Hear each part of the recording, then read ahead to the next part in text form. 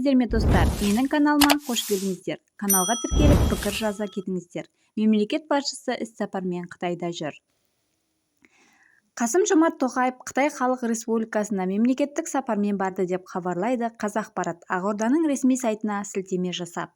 Сапар аясында мемлекет басшысы Қытай Халық Республикасының төрағасы Си Цзиньпинмен келіссөз жүргізеді. Кездесу барысында екі ел арасындағы стратегиялық серіктестікті одан әрі нығайту, сауда және экономика, инвестиция, көлік логистика, энергетика салаларындағы ынтымақтастықты кеңейту, сондай-ақ мәдени-гуманитарлық байланыстарды тереңдету мәселелері қарастырылады.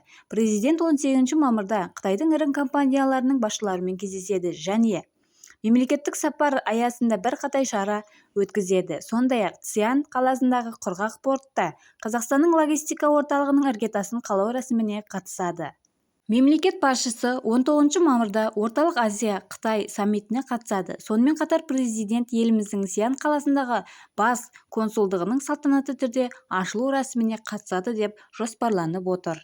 Қазақстан мен Қытай өзара визасыз режим туралы келісімге қол қойды. Президент Қасым-Жомарт Тоқаевтың Қытай Халық Республикасына мемлекеттік сапар аясында бірқатар құжатқа қол қойылды деп хабарлады. Олардың арасында Қазақстан Республикасының үкіметі мен Қытай Халық Республикасының үкіметі арасындағы визалық талаптардан өзара босату туралы келісім бар. Еске салайық, Қазақстан азаматтарының Қытай аумағында, Қытай азаматтарының Қазақстан аумағында 30 күннен аспайтын мерзімге визасыз жүруіне мүмкіндік беретін құжат қарастырылып жатқанын бұған дейін хабарлаған болатын.